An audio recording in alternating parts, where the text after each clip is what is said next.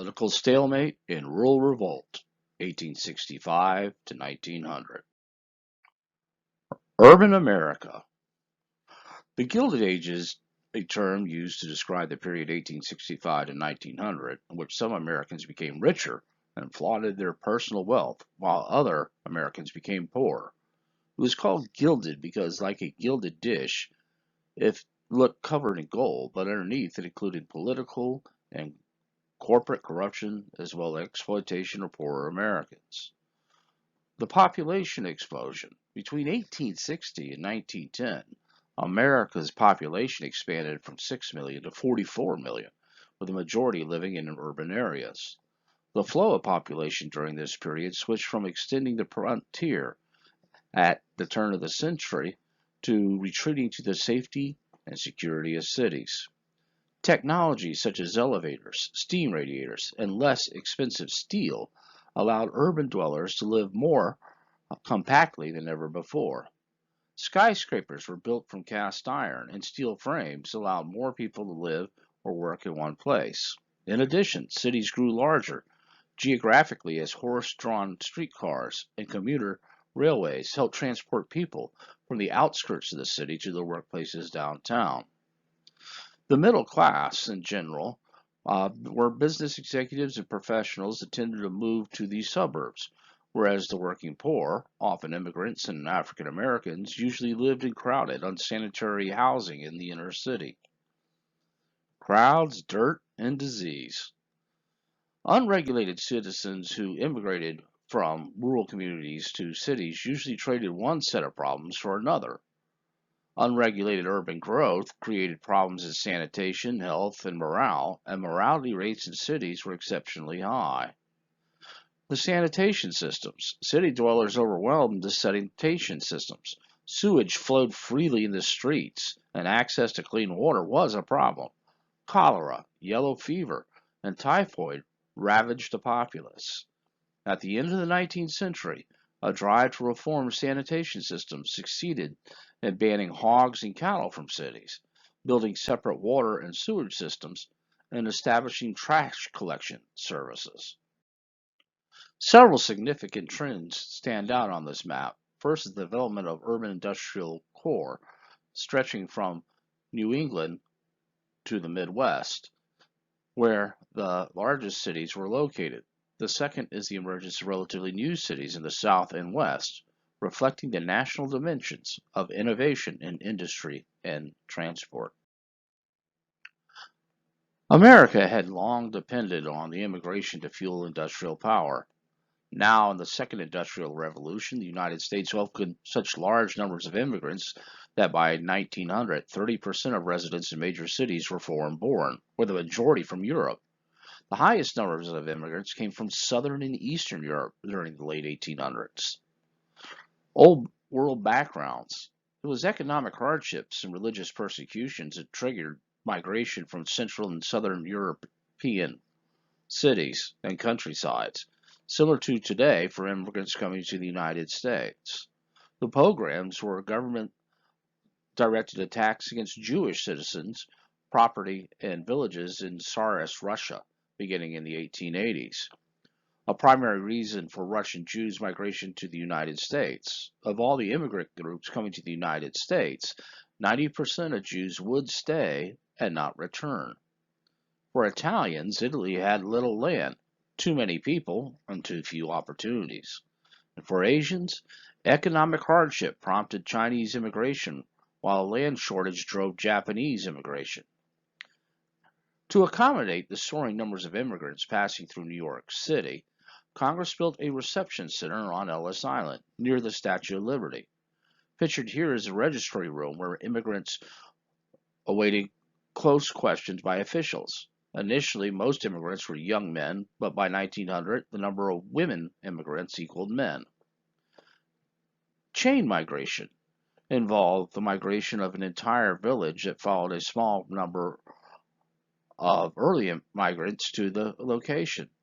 Process common to many immigrant groups where one family member brings over other family members who in turn bring other relatives and friends and so on and so on. Since most immigrants did not speak English, they were easy prey for swindlers. Settling in. Many immigrants settled in communities, and these enclaves often took the names of their ethnicities. For example, Little Italy and Chinatown. By the late 19th century was a period of unprecedented worldwide population movement. Between 1870 and 1910, the United States received more than 20 million immigrants. The nation's purity is ruined by Catholics and undesirable foreigners. This is something a nativist would have said in the late 19th, early 20th century. Nativists, or anti-immigrant groups, rose during this time, favoring the interests and culture of native-born inhabitants over those immigrants. Anti-foreign settlement resurfaced when immigration swelled after the Civil War. Members of these groups were frustrated by the new arrivals' willingness to work for substandard wages and often fueled by religious prejudice. They were either Roman Catholic or they were Jewish. The Chinese Exclusion Act. This rise of native sentiment led to the restriction of immigration. In 1882, Congress overturned President Chester A. Arthur's veto of the Chinese Exclusion Act, the first federal law to restrict immigration on the basis of race and class, shutting down the door to Chinese immigrants for 10 years. The American Protective Association, APA, was formed in 1887 by Protestant activists in Iowa who feared Roman Catholic immigrants. The APA quickly spread to include about 2.5 million members, especially in the Midwest, often working within the Republican Party organizations. The APA saw Southern and Eastern Europeans were born inferior to Western Europeans, white, Anglo-Saxon, Protestant races. The APA limited civil rights of Roman Catholic Americans. What you see to the right is a Thomas Nast cartoon, the father of American cartooning. It's called Throwing Down the Ladder by Which They Rose. Thomas Nast's 1870s attack on nativism were white workers, many of them immigrants themselves, subjected to labor competition from Chinese immigrants, and eventually helped to persuade Congress to pass the Chinese Exclusion Act in 1882. Cultural life. Growing incomes and availability of public transportation enabled more people to take advantage of life in the city. The saloon became the social club of the poor in the late 19th century. These popular bars were dominated by male patrons, while women were regulated to separate, smaller rooms. Vaudeville. For as little as 1 cent for admission, vaudeville shows aim to please the taste of their widely diverse audience with a great range of entertainment. A vaudeville is a variety show of comedians, singers, and musicians and became increasingly popular as more citizens took advantage of city cultural life. For women, women remained more restricted in their options than their male counterparts. Married women were expected to raise children and keep up with housework, while their husbands frequented saloons.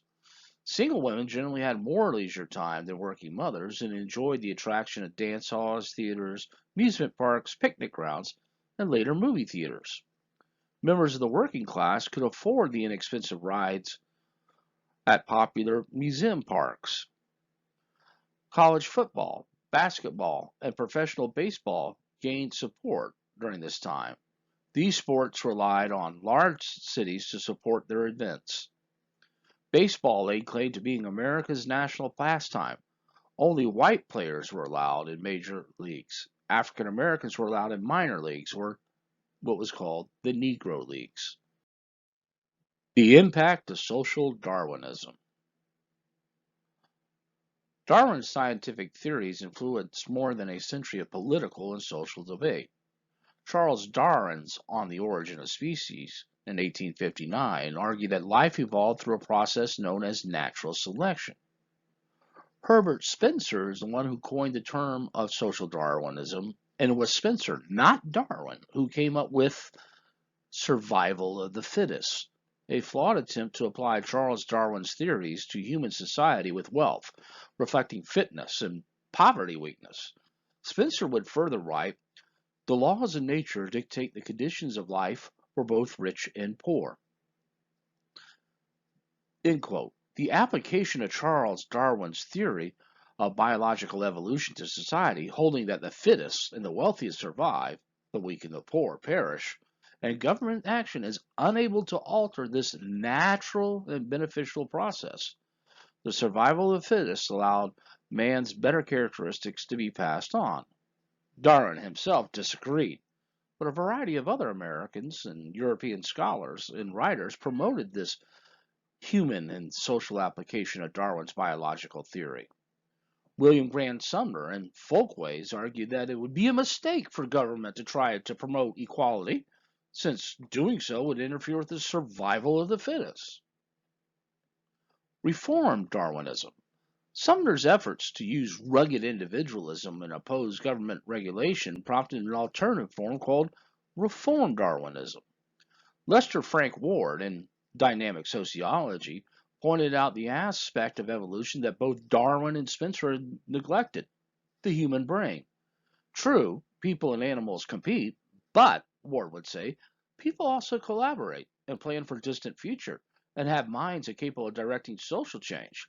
He believed that cooperation, not competition, would promote social progress, and government should pursue two main goals. First, alleviating poverty and second, in promoting education of the masses.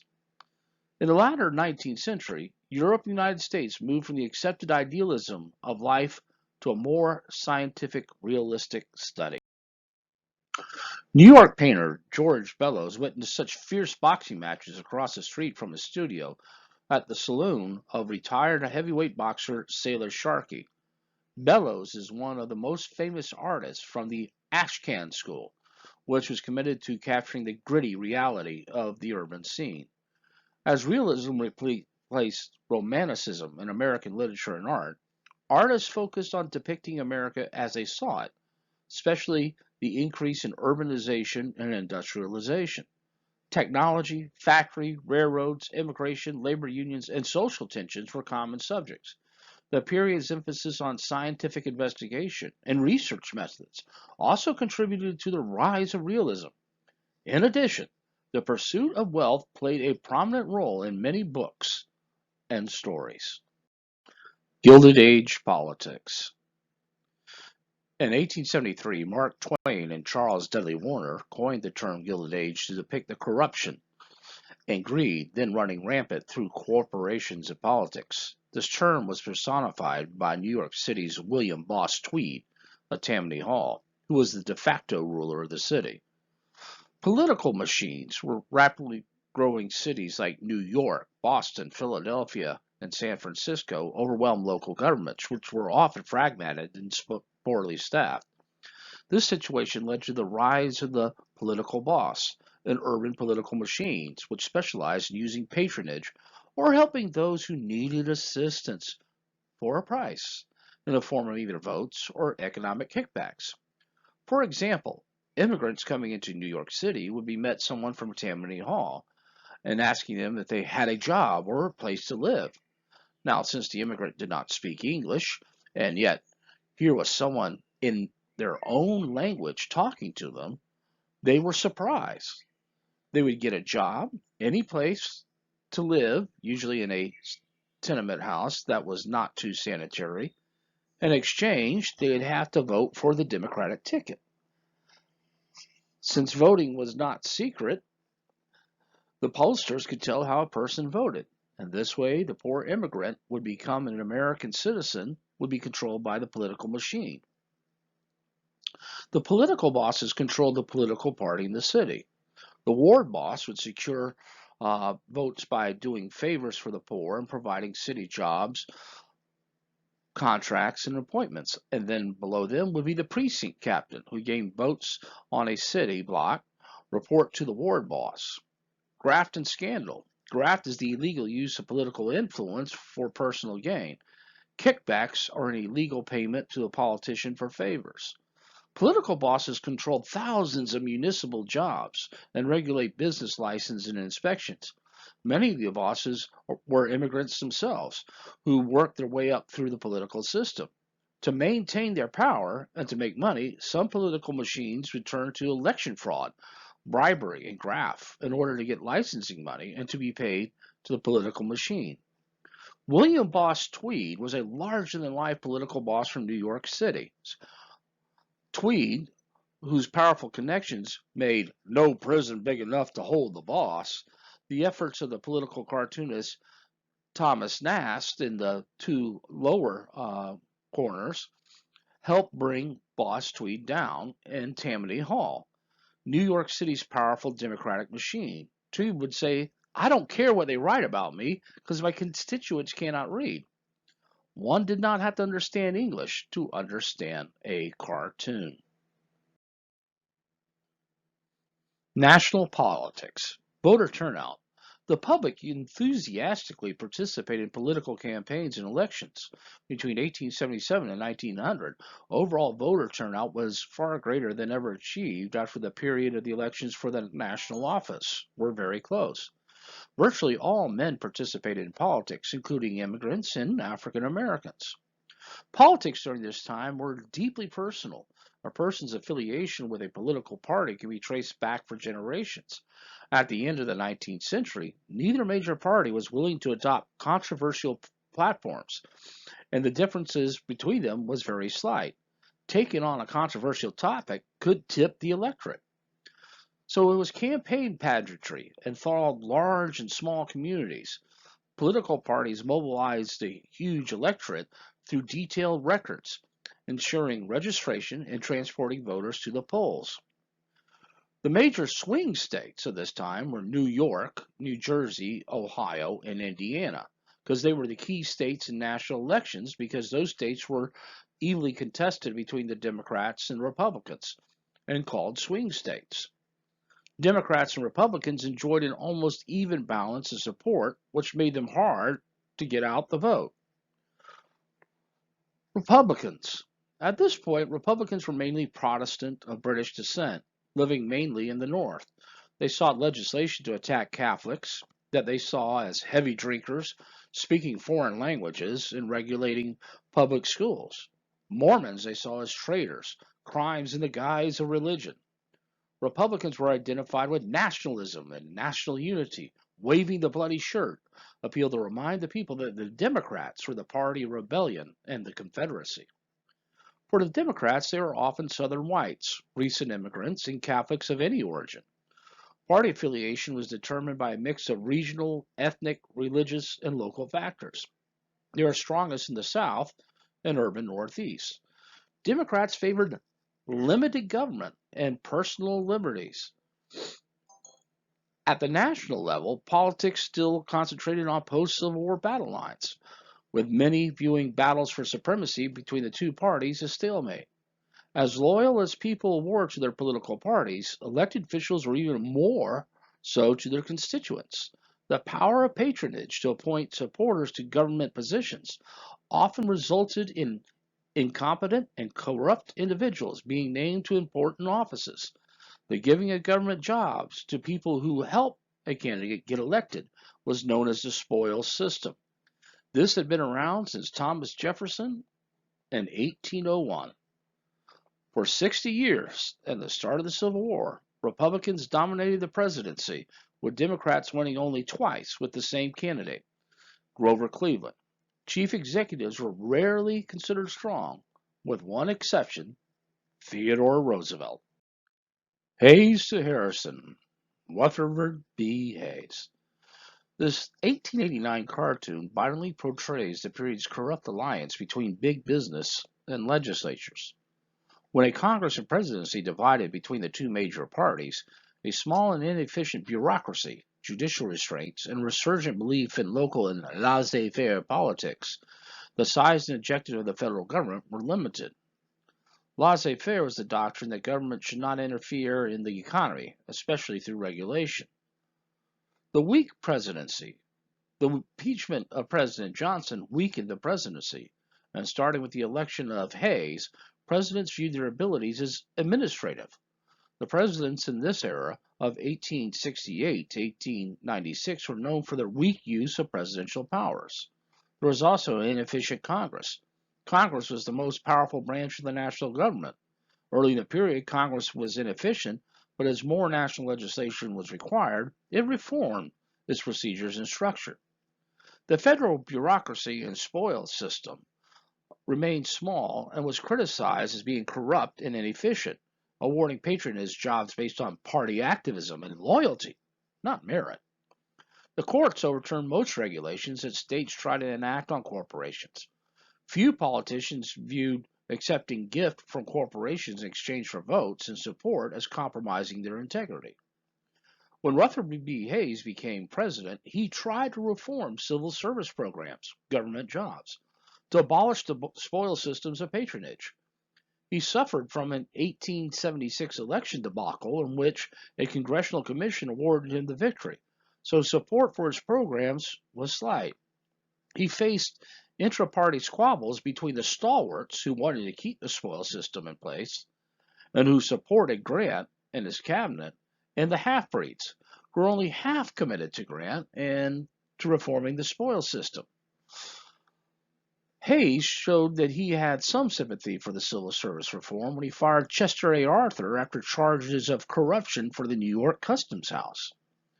Hayes was always insisted that he would run for only one term, and even if he had changed his mind, he did not have his party support.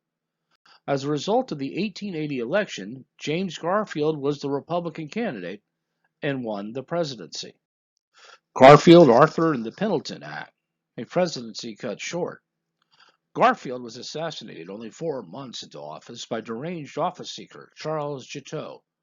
This 1881 cartoon depicts Charles Guiteau, who was convicted of assassinating the president, James A. Garfield. In one hand, he brandishes a pistol, and the other a paper that reads, "An office or your life." The 1880 Republican ticket had been a compromise between stalwarts and half-breeds, with Garfield a half-breed and his vice president, Chester A. Arthur, a stalwart. So Arthur would become the new president. Americans blamed the stalwart Republicans and their support of the spoils system for Garfield's death. As president, Arthur proved surprisingly competent. He enacted several civil service and tariff reforms during his administration. Perhaps the most important accomplishment was the Pendleton Act, which promoted merit over partisanship in awarding government jobs. The Civil Service Commission was the first federal regulatory agency. It was supposed to help the federal government fill positions based on merit rather than political affiliation. The Pendleton Civil Service Act began the move towards separating partisan politics from attaining government jobs. A law of 1883 that reformed the spoils system by prohibiting government workers from making political contributions and creating the Civil Service Commission to oversee their appointments on the basis of merit rather than politics. Election of 1884. Arthur, who angered too many Republicans, particularly from his own faction, was not nominated for president in his own right, but he died in 1886 of Bright's disease, a liver ailment. On the fourth ballot, James Gillespie Blaine of Maine, Garfield's Secretary of State, who served in both House and the Senate, was nominated. Republicans were badly split over the issue of civil service. Democrats in Chicago nominated the 47-year-old reform-minded bachelor of Governor Stephen Grover Cleveland, who had battled Tammany Hall in New York City. The campaign, which was very dirty. Blaine in the published Mulligan letters was linked to the Credit Mobilier scandal. He was investigated by the House of Representatives in 1876 with charges with illegally using his influence. In one letter, Blaine requested from a friend a reply which disavowed that he had any part in the railroad scandal. The missive ended with, "Burn this letter," but the letter survived. Democrats shouted the slogan, "Burn, burn, burn this letter." Illegitimacy. Cleveland, while mayor of Buffalo, New York, was linked to the illegitimate son of a widow. Cleveland did not deny his relationship with the woman. Several men had known her company, but Cleveland, the only bachelor, provided child support. Republicans countered with the slogan, "Ma, Ma, where's my pa?" Because neither Cleveland nor Blaine served in the Civil War, the bloody shirt issue was dead. but campaign focused on a choice between immorality, Ma, Ma, where's my paw, versus dishonesty, burn, burn, burn this letter. A blunder by a Blaine supporter in New York, the Reverend Samuel D. Burchard, angered Irish Catholics and cost Blaine's New York electoral votes and therefore the election. Burchard referred to Democrats as the party of rum, Romanism, and rebellion, a slap against Irish immigrants who voted Democrat. The angry Irish turned out in greater numbers, as they probably would have, and gave Cleveland a 1,149 vote margin in New York of 1,125,000 votes cast. As a result, Cleveland would win the presidential election with 219 electoral votes to Blaine's 182 electoral votes. The difference in the popular vote was less than 100,000. Democrats would then go on to say, Ma, Ma, where's my paw? Off to the White House. Ha, ha, ha. Cleveland's reform efforts. Cleveland believed that the federal government had a one-way relationship with its people. The people supported the government, but the government did not support the people. As a result, he protected the federal treasury and vetoed quite a bit of legislation, over 400 acts of Congress, that he believed violated this rule. Railroad regulation. Although Cleveland was committed to a federal government that was limited, he urged Congress to pass the federal regulation of rates charged by railroads that went between states. These interstate railroads could be regulated. Cleveland and Congress argued because the Constitution gives Congress the power to regulate interstate trade. In 1887, Congress would form the Interstate Commerce Commission, the ICC. In practice, members of the ICC, who were former railroad executives, tended to undermine its goals. However, the ICC set the precedent for federal regulation of business activities. Prior to the 16th Amendment to the Constitution, which gave Congress the right to tax citizens' income, the nation's chief revenue was the tariff. Many began to fear that the tariff had led to the creation of trusts by taxing imports to allow more profits for American businesses. Cleveland and the Democrats argued that the federal government's tariff rates were clearly too high because they're creating an annual government surplus, and also argued that they must be lowered. In the election of 1888, as we see, the 1888 cartoon depicts efforts by employers to force the working class to vote for the Republican Party ticket, including presidential nominee Benjamin Harrison. The stage was set for the election of 1888. The Democrats renominated Cleveland, and the Republicans nominated Benjamin Harrison. Cleveland and the Democrats favored lowering the tariff. Republicans and Harrison favored industry, raised an enormous war chest, and defeated Cleveland in electoral votes, although Cleveland won the popular vote. In February of 1889, the Department of Agriculture was elevated to a cabinet-level position, as farming became big business. Republican activism under Harrison. Harrison was president in name only. The Secretary of State was James Blaine, the 1884 Republican candidate. The most important piece of legislation enacted during this time was the Sherman Antitrust Act, which forbade contracts, combinations, or conspiracies and restraint of trade to create monopolies. However, the wording of the law was too vague to be of any real value. In 1890, the Sherman Silver Purchase Act required the U.S. Treasury to buy 4.5 million ounces of silver every month to make into dollar coins. This was an attempt to respond to demands by those in western states for coining more silver, which was being mined in the West. The McKinley Tariff, named after Ohio Representative William McKinley, raised duties on imported manufactured goods and attempted to appease farmers by adding more duties on agricultural products. The tariff, though designed to reach the Republican Party's voters, was unpopular and helped the Democrats gain control of the House in midterm elections.